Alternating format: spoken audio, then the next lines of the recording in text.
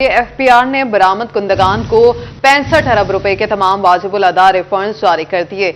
FBR के मुताबिक वजीर आजम मोहम्मद शहबाज शरीफ ने कौमी असम्बली में अपने पहले खिताब में रिफंड्स जारी करने की हिदायत दी थी। बरामद कुंदगान को रिफंड्स जारी करने से बरामदात में बेहतरी और ज़र मुबादला के ज़खायर में इजाफा होगा।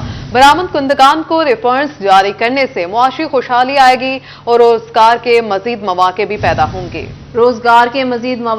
पैदा होंगे।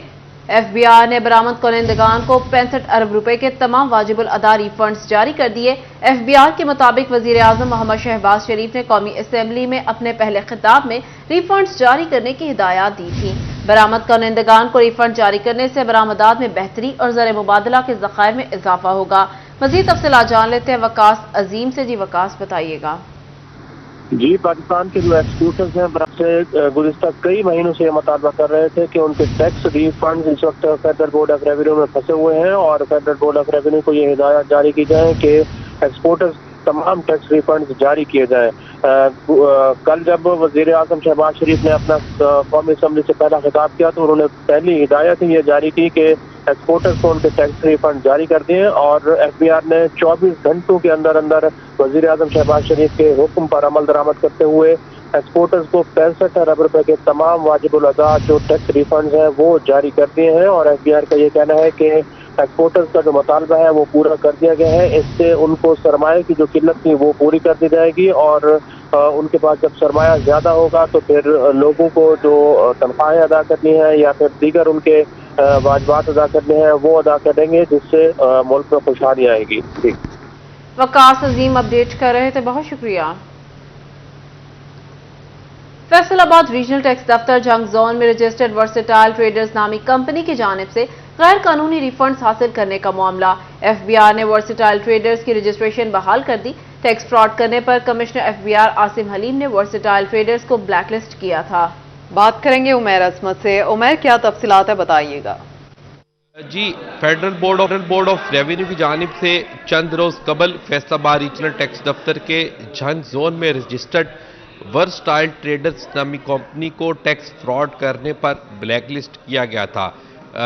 वर्सटाइल ट्रेडर्स पर इल्ज़ाम ये था कि उन्होंने कारोबार का गैर कानूनी तौर पर रिकॉर्ड तैयार किया और फिर उसके बाद गैर कानूनी तौर पर ही उस रिकॉर्ड की बुनियाद पर बोगस रिफंड्स एडजस्टमेंट हासिल की गई, जिससे कौमी खजाने को नुकसान पहुंचा, जिस पर FBR ने मुतलका कंपनी को ब्लैकलिस्ट कर दिया। FBR ने अब मुतलका कंपनी की जानिब से कौमी खजाने को पहुंचने वाले नुकसान की रिकवरी करने और फिर शोकाज नोटिस का जवाब जमा करवाने पर वर्सटाइल ट्रेडर्स की सेल्स टैक्स रजिस्ट्रेशन दोबारा बहाल कर दी है और इस हवाले से कमिश्नर FBR आसिम हलीम की जानिब से जारी फैसले के मुताबिक वर्सटाइल ट्रेडर्स की जानिब से साथ एक साथ में कौमी खजाने को जो नुकसान पहुंचाया गया उसको अदा करने की यकीन दहानी करवाई गई, जिसके बाद उसकी पहली किस्त जो है वो कौमी खजाने में या FBR को जमा करवा दी गई, जबकि शोकाज नोटिस का जवाब भी जमा करवा दिया गया, जिस पर कमिश्नर FBR ने वर्सटाइल ट्रेडर्स की जो रजिस्ट्रेशन है वो दोबारा बहाल कर दी है। मुंजमद शुदा जो बैंक अकाउंट से या फ्रीज शुदा बैंक अकाउंट से। उमैर, बहुत शुक्रिया आपका। Director general Punjab emergency service doctor Rizwan Naseer का 18 हजारी का दौरा। District emergency officer Ali Hasnain ने इस्तकबाल किया। रेस्क्यू 1122 की जानिब से सलामी पेश की गई। डॉक्टर रिजवान नसीर ने कम्युनिटी इमरजेंसी रिस्पांस टीम्स के रजाकारों से मुलाकात की। रेस्क्यू स्टेशन सैलाब के दौरान इस्तेमाल होने वाले आलात और इमरजेंसी व्हीकल्स का मुआयना भी किया गया।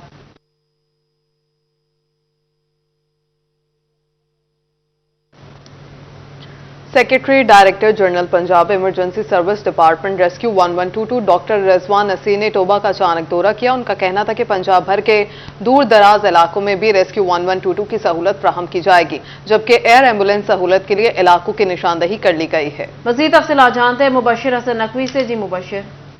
जी बिल्कुल, Punjab emergency services department rescue 1122 के सेक्रेटरी और director general doctor Rizwan Naseer ने टोबा टेक्सिंग का दौरा किया। यहाँ पर उनको रेस्क्यू 1122 के एहलकारों ने सलामी भी दी। डॉक्टर रिजवान नसीर से बात भी करते हैं और जानते हैं। असर आप बताइएगा कि अभी हुकूमत ने ऐलान भी किया है कि हम एयर एम्बुलेंस भी लेके आ रहे हैं और उसके साथ साथ मोटरवे के ऊपर भी 1122 की सहूलत फराहम कर रहे हैं, कब तक इस पर इम्प्लीमेंट हो जाएगा?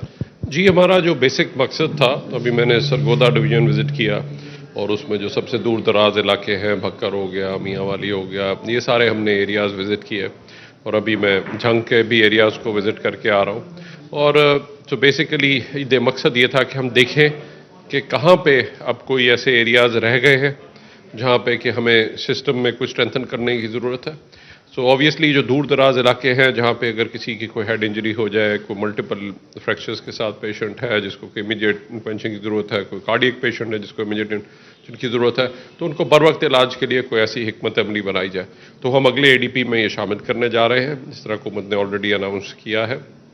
اور اسی طرح سے ساتھ ساتھ ہم موٹر ویز کے اوپر بھی تمام پنجاب میں اسپیشلی ساؤتھ سے جو موٹر ویز آ رہے ہیں، کچھ نئے موٹر ویز بنے جن پہ کوریج نہیں ہے، ان کو بھی ہم پورے پنجاب میں کوریج دے رہے ہوں گے تاکہ خدا نخواستہ کوئی بھی ایمرجنسی ہو تو اس پہ ہم بر وقت رسپونڈ کر سکیں، اور عوام کو یہ احساس تحفظ ہو پورے پنجاب کے اندر، دن ہو چاہے رات، آندھی ہو چاہے طوفان زلزلہ ہو چاہے آگ، کوئی بھی حادثہ ہو جائے تو وہ ایک نمبر ڈائل کریں گے تو ان کو بر وقت مدد ملے گی یہاں پہ۔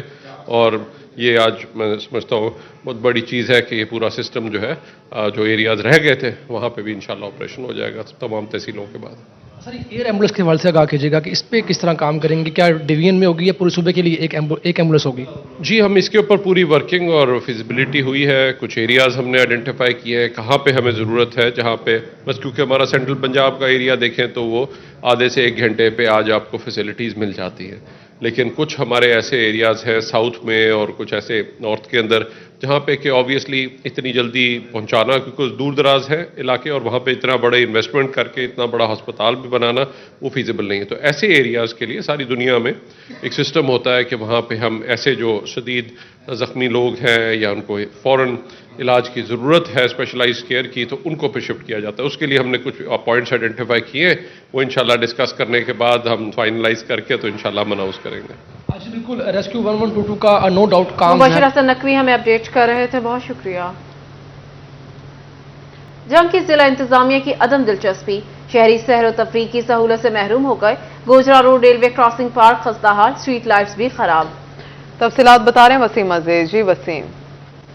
جی بالکل، ضلعی انتظامیہ اور میونسپل کمیٹی کی عدم دلچسپی کے باعث Gojra road railway crossing park جو ہے وہ خستہ حالی کا شکار ہوتا جا رہا ہے۔ یہاں پر نہ تو جو بیٹھنے کی مناسب جگہ ہے وہ موجود ہے، نہ ہی یہاں پر جو ہے وہ لائٹس کا انتظام کیا گیا ہے، جبکہ صفائی کا مناسب انتظام بھی موجود نہیں ہے۔ میرے ساتھ کچھ شہری موجود ہیں، ان سے بات کرتے ہیں۔ سر بتائیے گا، سیر کرنے آئے ہیں لیکن یہاں پر انتظامات نہیں ہیں، کیا کہنا چاہیں گے؟ جی بالکل، ہماری انتظامیہ سے گزارش ہے کہ مہربانی کریں اس پارک کو صحیح کروائیں۔ یہ ایک اہم جگہ ہے جہاں کی، تو مطلب لوگ انجوائے کرنے آتے ہیں تو مایوس ہو کر گھر جاتے ہیں۔ انتظامیہ کو سوچنا چاہیے کہ اس پہ ایکشن لیں اور مہربانی کر کے پارک صحیح کریں۔ انتظامیہ کو چاہیے کہ وہ اس پر جو ہے وہ کام کرے۔ میرے ساتھ کچھ اور شہری بھی موجود ہیں۔ سر آپ بتائیے گا، شام کے اوقات میں دوستوں کے ہمراہ اکثر باہر نکلتے ہیں، لیکن خوبصورت جگہ ہونے کے باوجود یہاں پر جو ہے انتظامیہ کی جانب سے کوئی انتظام نہیں کیے گئے، کیا کہنا چاہیں گے، کیا ریکویسٹ کریں گے ڈپٹی کمشنر سے؟ جی سر، ہم پہلے بھی آتے ہیں، ادھر کوئی لائٹ کا انتظام نہیں ہے، کوئی ادھر صفائی وغیرہ نہیں ہے، لہذا ادھر صفائی وغیرہ کرنی چاہیے۔ اور ہم دوسرے پارک میں جاتے ہیں، اتنی بہترین جگہ ہے یہ۔ جی بالکل، شہریوں کا یہی کہنا ہے کہ وسیم بہت شکریہ آپ کا۔ FD کے مالیات نظم و ضبط میں بے ضابطگیوں کی شکایات، DG FTA محمد آصف چودھری افسران پر برہم۔ محمد آصف چودھری کہتے ہیں ادارے کے مالیاتی نظم و ضبط میں کوتاہی برداشت نہیں کی جائے گی۔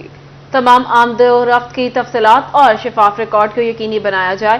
محمد آصف چودھری نے مالیاتی امور کا جائزہ لیتے ہوئے اجلاس کی صدارت بھی کی۔ Additional director general Dilawar Khan, chief engineer مہر ایوب، ڈائریکٹر فائنانس یاسر اعجاز شریک ہوئے۔ DG FTA نے نجی بینک میں اکاؤنٹ مسائل کے فوری حل کی ہدایات بھی جاری کی۔